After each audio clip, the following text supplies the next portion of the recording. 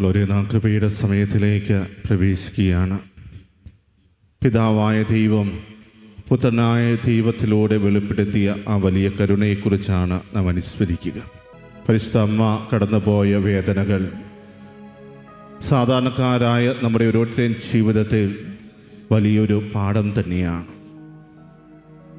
ക്രിസ്തുവിനെ പ്രതി നമ്മുടെ ജീവിതത്തിലേക്ക് സഹനങ്ങൾ നാം ഓരോരുത്തരും എപ്രകാരം ഏറ്റെടുക്കണം, എൻ്റെ ജീവിതത്തിലേക്ക് കടന്നു വരുന്ന സഹനങ്ങളോടുള്ള എൻ്റെ മനോഭാവം എന്തായിരിക്കണം എന്നെല്ലാം പരിശുദ്ധ അമ്മ നമ്മളെ പഠിപ്പിക്കുന്നു.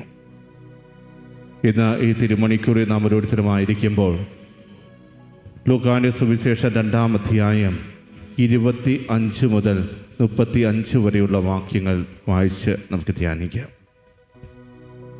ജെറുസലേമിൽ ശിമിയോൻ എന്നൊരുവൻ ജീവിച്ചിരുന്നു. അവൻ നീതിമാനും ദൈവഭക്തനും ഇസ്രായേലിൻ്റെ ആശ്വാസം പ്രതീക്ഷിച്ചിരുന്നവനും ആയിരുന്നു. പരിശുദ്ധാത്മാവ് അവൻ്റെ മേൽ ഉണ്ടായിരുന്നു. കർത്താവിൻ്റെ അഭിഷിക്തനെ കാണുന്നതുവരെ മരിക്കുകയില്ല എന്ന് പരിശുദ്ധാത്മാവ് അവന് വെളിപ്പെടുത്തിയിരുന്നു. പരിശുദ്ധാത്മാവിൻ്റെ പ്രേരണയാൽ അവൻ ദേവാലയത്തിലേക്ക് വന്നു. നിയമപ്രകാരമുള്ള അനുഷ്ഠാനങ്ങൾക്കായി ശിശുവായ യേശുവിനെ മാതാപിതാക്കന്മാർ ദേവാലയത്തിൽ കൊണ്ടുചെന്നു. ശിമിയോൻ ശിശുവിനെ കയ്യിലെടുത്ത് ദൈവത്തെ സ്തുതിച്ചുകൊണ്ട് പറഞ്ഞു, കർത്താവേ, അവിടുത്തെ വാഗ്ദാനം അനുസരിച്ച് ഇപ്പോൾ ഈ ദാസനെ സമാധാനത്തിൽ വിട്ടയക്കണമേ. എന്നാൽ സകല ജനതകൾക്കും വേണ്ടി അങ്ങ് ഒരുക്കിയിരിക്കുന്ന രക്ഷ എൻ്റെ കണ്ണുകൾ കണ്ടു കഴിഞ്ഞു. അത് വിജാതിയർക്ക് വെളിപാടിൻ്റെ പ്രകാശവും അവിടുത്തെ ജനമായ ഇസ്രായേലിൻ്റെ മഹിമയുമാണ്. അവനെക്കുറിച്ച് പറയപ്പെട്ടതെല്ലാം കേട്ട് അവൻ്റെ പിതാവും മാതാവും അത്ഭുതപ്പെട്ടു. ശിമിയോൻ അവരെ അനുഗ്രഹിച്ചുകൊണ്ട് പറഞ്ഞു, അവൻ്റെ അമ്മയായ മറിയത്തോട് പറഞ്ഞു, ഇവൻ ഇസ്രായേലിൽ പലരുടെയും വീഴ്ചയ്ക്കും ഉയർച്ചയ്ക്കും കാരണമാകും. ഇവൻ വിവാദ വിഷയമായ അടയാളവുമായിരിക്കും. അങ്ങനെ അനേകരുടെ ഹൃദയ വിചാരങ്ങൾ വെളിപ്പെടും. നിന്റെ ഹൃദയത്തിലൂടെ ഒരു വാൾ തുളച്ചു കയറുകയും ചെയ്യും. സ്നേഹമുള്ളവരെ, പരിശുദ്ധ അമ്മയുടെ ജീവിതത്തിൽ വ്യാകുലങ്ങളുടെ ഒരു തുടക്കം ഒരുപക്ഷെ ശിമിയോൻ്റെ ഈ പ്രവചനത്തിൽ നിന്ന് ആയിരുന്നു. ആ അമ്മ അന്നു മുതൽ അനുഭവിച്ച ഓരോ സഹനവും അത് പിതാവായ ദൈവത്തിൻ്റെ പദ്ധതിയുടെ പൂർത്തീകരണത്തിന് വേണ്ടിയുള്ളതായിരുന്നു എന്നതാണ് അവളുടെ മഹത്വം എന്ന് പറയുക. ശിമിയോൻ ഇപ്രകാരം ഉള്ള ഒരു പ്രവചനം നടത്തുമ്പോൾ അത് അവളുടെ ജീവിതത്തിൽ എന്നും നിലനിൽക്കുന്ന ഒരു പ്രവചനമായിരുന്നു എന്ന് പരിശുദ്ധ അമ്മ തിരിച്ചറിഞ്ഞില്ല. നിന്റെ ഹൃദയത്തിലൂടെ ഒരു വാൾ തുളച്ചു കയറപ്പെടും എന്ന് ശിമിയോൻ പ്രവചിച്ചപ്പോൾ പിന്നീട് 6 വാളുകളാണ് പരിശുദ്ധ അമ്മയുടെ ഹൃദയം തുളച്ച് കയറിയത്. പ്രിയമുള്ളവരെ, നമ്മൾ ദിവസവും പ്രാർത്ഥിക്കുന്ന ഒരു പ്രാർത്ഥന കൂടിയാണ് പരിശുദ്ധ അമ്മയുടെ വ്യാകുലങ്ങൾ.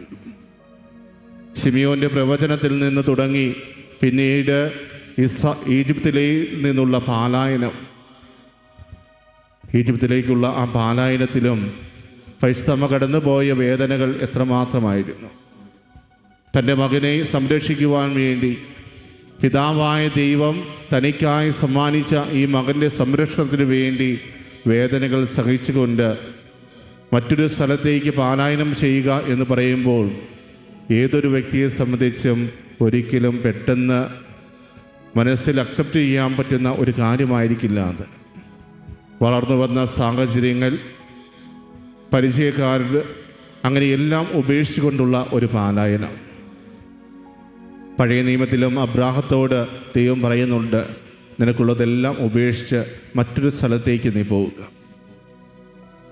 ദൈവം കാണിച്ചു തരുന്ന ആ സ്ഥലത്തേക്ക് യാത്രയാകുവാൻ പറയുമ്പോൾ അബ്രാം കടന്നുപോയ മാനസികാവസ്ഥ എന്താണെന്ന് നമ്മൾ പഴയ നിയമത്തിൽ വായിച്ചിട്ടുണ്ട്. ഇവിടെ തൻ്റെ മകനെയും ചേർത്ത് പിടിച്ചുകൊണ്ട് ആ അമ്മ മറ്റൊരു സ്ഥലത്തേക്ക് പലായനം ചെയ്യുമ്പോൾ അവളും കടന്നുപോയ മാനസികാവസ്ഥ എന്തായിരിക്കാം?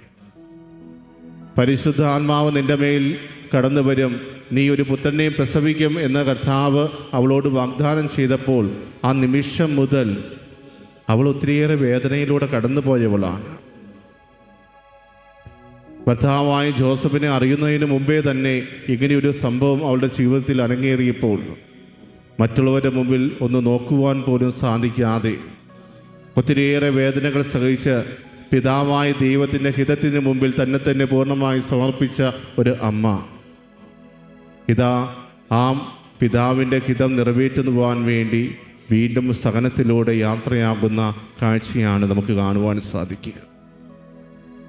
പ്രിയമുള്ളവരെ, അതുകൊണ്ടും ആ അമ്മയുടെ വേദന അവസാനിക്കുന്നില്ല. തുടർന്നും ആ അമ്മ വേദനകളിലൂടെ തന്നെ സഞ്ചരിക്കുന്നതാണ് നമുക്ക് കാണുവാൻ സാധിക്കുക. തൻ്റെ മകന് 12 വയസ്സായപ്പോൾ ജെറുസലേം ദേവാലയത്തിലേക്ക് തിരുനാളിന് പോയ ആ അമ്മ അവിടെ വെച്ച് തൻ്റെ മകനെ കാണാതെ വേദനയോടെ അന്വേഷിച്ച് നടന്നത് 3 ദിവസമാണ്. ആ 3 ദിവസവും തന്നെ ഏൽപ്പിച്ച മകനെ താൻ നഷ്ടപ്പെടുത്തിയല്ലോ എന്ന വേദനയോടെയാണ് ആ അമ്മ ആ മകനെ അന്വേഷിച്ച് നടക്കുന്നത്. അവസാനം ആ മകൻ്റെ അടുത്ത് പരാതി പറയുന്ന അമ്മയുണ്ട്. ഞാനും നിൻ്റെ പിതാവ് എത്രമാത്രം വേദനിച്ചുവെന്ന് നിനക്കറിയാമോ എന്ന് ചോദിക്കുമ്പോൾ ആ മകൻ്റെ മറുപടി പോലും ആ അമ്മയെ വേദനിപ്പിക്കുന്ന ഒന്നായിരുന്നു. എന്നാൽ യാതൊന്നും മറിച്ച് പറയാതെ ആ വേദനയിലൂടെ ആ അമ്മ കടന്നു പോകുന്നത് നമുക്ക് സുവിശേഷങ്ങളിൽ കാണുവാൻ സാധിക്കും. എന്നാൽ അവിടെ കൊണ്ടും ആ അമ്മയുടെ വേദന അവസാനിക്കുന്നില്ല എന്നുള്ളതാണ്. തുടർന്നും ആ അമ്മയുടെ ജീവിതത്തിലേക്ക് വേദനകൾ നിരന്തരം കടന്നു വന്നപ്പോൾ അവസാനം പീഡാസഹനത്തിലൂടെ കടന്നുപോയ യേശുവിനെ കാൽവരി മലയിലേക്കുള്ള യാത്രാമധ്യേ ആ അമ്മ വീണ്ടും കണ്ടുമുട്ടുകയാണ്. ഒരു അമ്മയ്ക്കും കാണുവാൻ പറ്റാത്തൊരു കാഴ്ചയായിരുന്നു അത്. ശരീരം മുഴുവൻ വിണ്ടുകീറപ്പെട്ട അവസ്ഥയിലൂടെ ഇതാ ഒരു മരക്കുരിശും പിടിച്ചുകൊണ്ട് ഒരു കുറ്റവാളിയെപ്പോലെ തൻ്റെ മകൻ നടന്നു നീങ്ങുമ്പോൾ ആ അമ്മയ്ക്ക് കണ്ടു നിൽക്കുവാൻ സാധിക്കുമായിരുന്നില്ല. ആ അമ്മയും മകനും പരസ്പരം നോക്കുന്ന ആ നിമിഷങ്ങൾ പ്രിയമുള്ളവരെ, എത്രമാത്രം വേദനയിലൂടെയായിരിക്കും ആ അമ്മ കടന്നു പോയിട്ടുള്ളത്. ഏതൊരമ്മയ്ക്കും സഹിക്കാൻ പറ്റാത്ത അവസ്ഥയിലൂടെ കടന്നു പോകുമ്പോഴും ആ അമ്മ തളർന്നു പോയില്ല. തൻ്റെ മകനോടൊപ്പം ഞാനുണ്ട് നിൻ്റെ കൂടെ എന്ന് പറഞ്ഞുകൊണ്ട് ആ അമ്മ സഞ്ചരിച്ചു. കാൽവരി മലയിലേക്കുള്ള ആ യാത്ര മുഴുവൻ പരിശുദ്ധമ്മയുടെ സാന്നിധ്യം നമുക്ക് കാണുവാൻ സാധിക്കും. യാതൊന്നും എതിർത്ത് പറയാതെ ഇതെല്ലാം പിതാവായ ദൈവം എനിക്ക് വേണ്ടി നൽകിയ സമ്മാനങ്ങളാണ് എന്ന തിരിച്ചറിവിൽ യാതൊരു പരാതിയും കൂടാതെ ആ അമ്മ തൻ്റെ തിരുസുതനെ അനുഗമിച്ചു. കാൽവരി മലയിലെ ആ യാത്ര പൂർത്തീകരണത്തിലേക്ക് എത്തുമ്പോൾ ആ കുരിശിൽ പിടഞ്ഞ് മരിക്കുന്ന ആ മകൻ്റെ ചുവട്ടിൽ ആ അമ്മയും ഉണ്ടായിരുന്നു. ആ കുരിശിൽ കിടന്ന് തൻ്റെ മകൻ പിടയുമ്പോൾ അമ്മ അത് നോക്കിക്കൊണ്ട് തൊട്ട് താഴെയുണ്ടായിരുന്നു. ആ മകന് ധൈര്യം പകർന്നുകൊണ്ട്. ആ കുരിശ് മരണം തീർച്ചയായും ആ അമ്മയുടെ ജീവിതത്തിൽ വലിയ വേദന തന്നെയാണ്. ഈ ലോകത്തെ രക്ഷിക്കുവാൻ വേണ്ടി കടന്നു വന്ന തൻ്റെ മകൻ ഇതാ ഒരു മരക്കുരിശിൽ പിടഞ്ഞ് മരിക്കുന്നത് കാണുവാൻ ഏതൊരമ്മയ്ക്കാണ് സാധിക്കുക? എന്നിട്ടും യാതൊരു മറുപടിയും പറയാതെ, തൻ്റെ ദൈവത്തെ ഒന്ന് കുറ്റപ്പെടുത്തുക പോലും ചെയ്യാതെ ആ വേദന ഉള്ളിൽ ഒതുക്കുന്ന അമ്മ പിന്നീട് ആ കുരിശുമരത്തിൽ നിന്നും തൻ്റെ മകനെ എടുത്ത് തൻ്റെ മടിയിൽ കിടത്തുമ്പോൾ ചേതനയറ്റ ആ ശരീരത്തേക്ക് നോക്കി വേദനിക്കുന്ന ഒരമ്മയുടെ ചിത്രം നമുക്ക് കാണുവാൻ സാധിക്കും.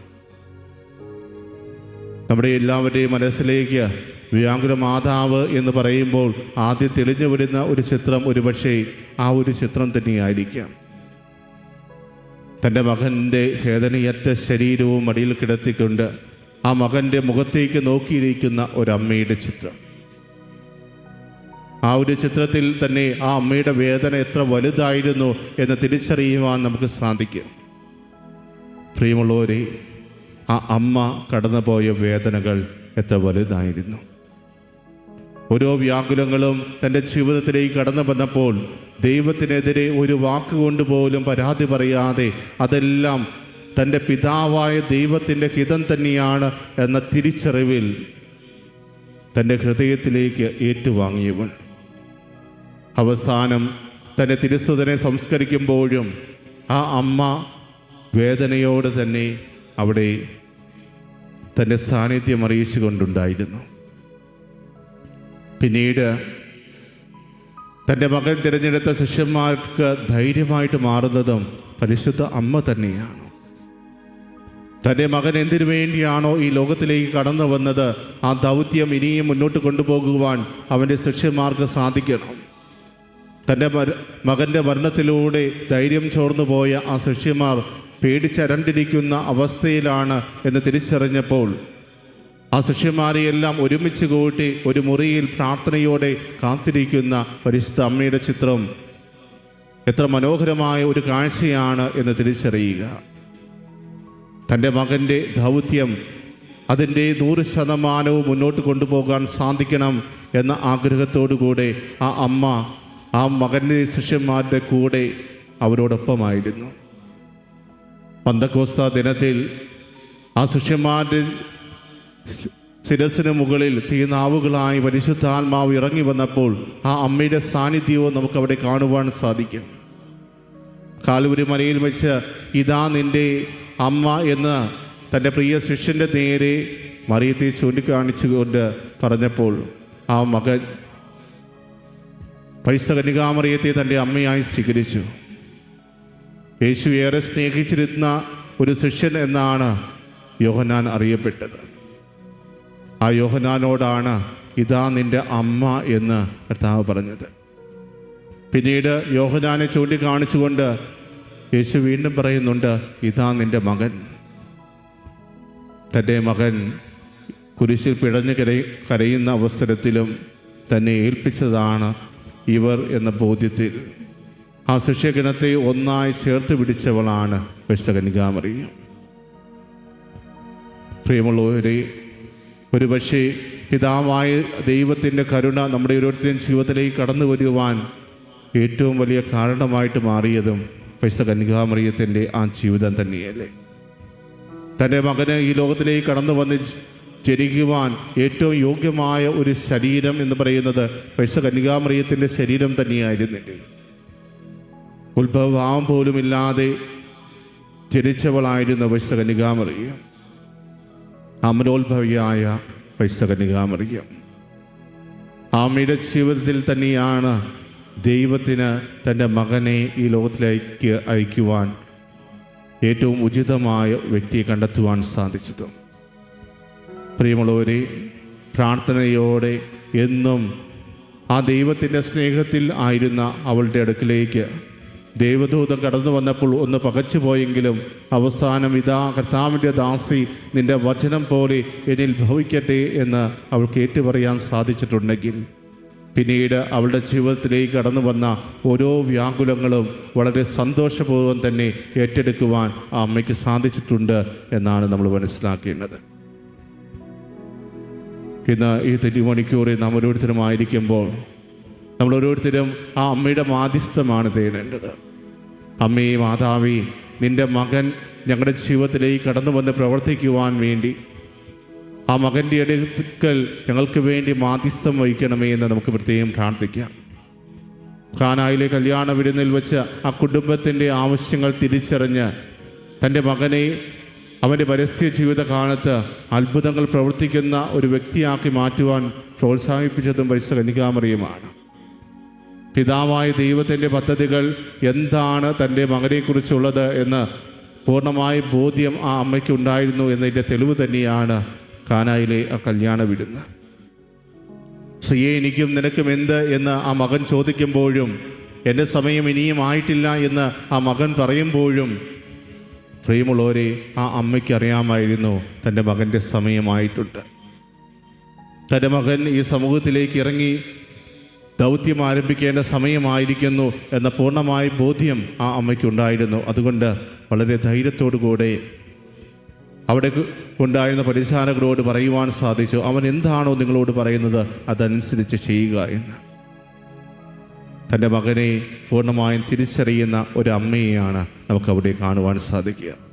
ആ അമ്മയോട് നമുക്ക് ഓരോരുത്തർക്കും വേണ്ടി മാധ്യസ്ഥം വഹിച്ച് പ്രാർത്ഥിക്കണമേ എന്ന് നമുക്ക് പ്രത്യേകം അപേക്ഷിക്കാം. സ്നേഹമുള്ളവരെ, ഈ കരുണയുടെ ശതമാനം ചൊല്ലിയ നിമിഷങ്ങളിൽ നമ്മൾ ഓരോരുത്തരെയും അനുഗ്രഹിച്ചുകൊണ്ടിരിക്കുന്ന നല്ലവനായ തമ്പുരാന് നമുക്ക് പ്രത്യേകം നന്ദി അർപ്പിക്കാം. കന്യകാമറിയത്തിൻ്റെ ജീവിതത്തിൽ കടന്നു വന്ന എല്ലാ വ്യാകുലങ്ങളോടും കൂടെ നമ്മുടെ ഓരോരുത്തരുടെയും സഹനങ്ങളെയും നമുക്ക് ചേർത്ത് വയ്ക്കാം. വ്യാകുല മാതാവിൻ്റെ പ്രത്യേകമായ മാധ്യസ്ഥ സഹായം നമ്മുടെ ഓരോരുത്തരുടെയും ജീവിതത്തിലേക്ക് തേടാം. അമ്മ എപ്രകാരമാണോ ആ അമ്മയുടെ ജീവിതത്തിലേക്ക് കടന്നു വന്ന സഹനങ്ങളെ ഏറ്റെടുത്തത്, അതുപോലെ ഞങ്ങളുടെ ഓരോരുത്തരുടെയും ജീവിതത്തിലേക്ക് കടന്നു വരുന്ന എല്ലാ സഹനങ്ങളെയും സന്തോഷവും ഏറ്റെടുക്കുവാനും ആ സഹനങ്ങളിലൂടെ കർത്താവിനെ മഹത്വപ്പെടുത്തുവാനും വേണ്ട കൃപ നീ ഞങ്ങൾക്ക് ഓരോരുത്തർക്കും നൽകണമേ എന്ന് പ്രാർത്ഥിച്ചുകൊണ്ട് ഈ നിമിഷം കർത്താവിൻ്റെ ആശീർവാദം നമുക്ക് ഏറ്റുവാങ്ങാം.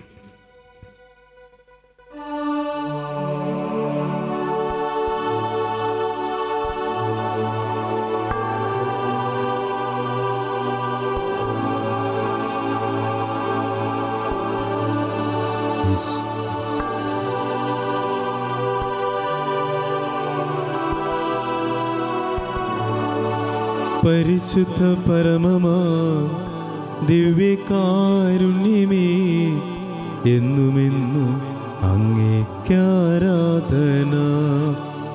പരിശുദ്ധ പരമമാ ദിവ്യകാരുണ്യമേ, എന്നുമെന്നും അങ്ങേക്കാരാധന.